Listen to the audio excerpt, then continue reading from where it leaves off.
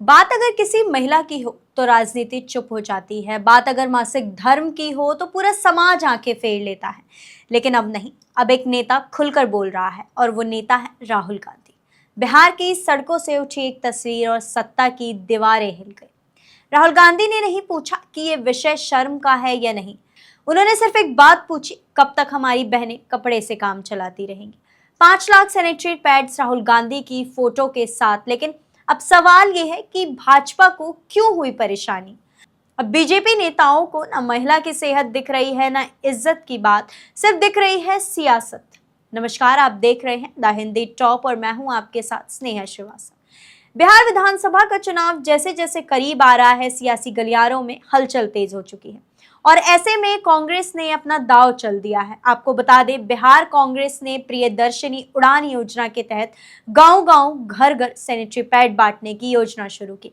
राहुल गांधी और प्रियंका गांधी की तस्वीर इन पैड्स के ऊपर है। ये देखता है कि हर लड़की को याद रहे कि कोई नेता उनके लिए भी सोचता है। वहीं राज्य कांग्रेस अध्यक्ष ने कहा, ये सिर्फ हेल्थ पैकेज नहीं है, ये सम्मान की बात है।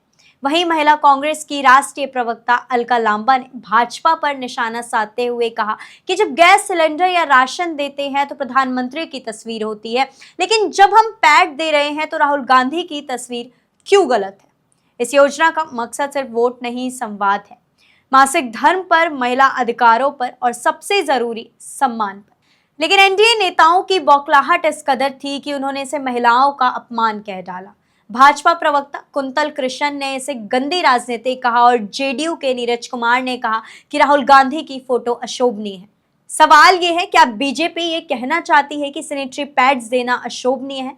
क्या महिलाएं गंदगी हैं? क्या मासिक धर्म पर बात करना अब भी मर्दों की तौहीन है? जब प्रधानमंत्री अपनी तस्वीर gas cylinder, ration card, Covid certificate तक में लगवा सकते हैं, तब एक पैड पर राहुल गांधी की फोटो बीजेपी को क्यों खल रही है? आपको बता दें, बिहार में आज भी लगभग 68% से ज्यादा महिलाएं पीरियड्स के दौरान कपड़ा इस्तेमाल करती हैं, जो न केवल उनके स्वास्थ्य बल्कि पर्यावरण के लिए भी हानिकारक साबित होता है। ऐसे में कांग्रेस नेता इस मुद्दे को न केवल नारों, पोस्टर्स या फिर भाषणों तक सीमित रख रही है, बल्कि उसको धरातल पर उतार रही है। आपको याद हो तो भारत जोड़ो यात्रा के दौरान राहुल गांधी ने एक छोटी बच्ची के सवाल पर साफ कहा था, मैं चाहता हूं कि हमारी बहनें, बेटियां स्वस्थ रहें। मासिक धर्म शर्म नहीं, जागरूकता की बात होनी चाहिए। आज वही सोच जमीन पर दिख रही है। राहुल गांधी उन चुनिंदा नेताओं में हैं जो महिला, स्वच्छता, मासिक धर्म जैसे मुद्दों पर खुलकर बोलते हैं। उन्होंने इसे वोट बैंक नहीं, रिस्पेक्ट बैंक बना दिया है। बीजेपी को समझना होगा, अब देश की महिलाएं सिर्फ किचन या मंदिर के मुद्दे पर वोट नहीं करेंगी, बल्कि वो जानना चाहती हैं कि कौन उनके शरीर, स्वास्थ्य और आत्मसम्मान की बात कर रहा है। बिहार की आधी आबादी महिलाएं हैं और उनकी राजनीतिक समझ अब जाग चुकी है। कांग्रेस का ये अभियान सिर्फ एक वितरण नहीं, एक संकेत है कि अब महिला मुद्दे भी इस चुनावी एजेंडे में होंगे। जब बीजेपी सिर्फ नारे देती है बेटी बचाओ बेटी बढ़ाओ, तो राहुल गांधी उसे पूरा करते हैं। बेटी की सेहत बचाओ, उसकी आवाज उठाओ। देश की आधी आबादी वो है जो मासिक धर्म के समय शर्म, तकलीफ और चुप्पी में जीती है। उनके लिए कोई नहीं बोलता, पर राहुल गांधी ने बोला। आज पैड पर लगी एक तस्वीर बीजेपी को खोल रही है, पर कभी वो सोचे, क्या ये तस्वीर उन लाखों लड़कियों की मुस्कान की कीमत नहीं है जो पहली बार बिना शर्म के मासिक धर्म को लेकर बात कर पा रही है?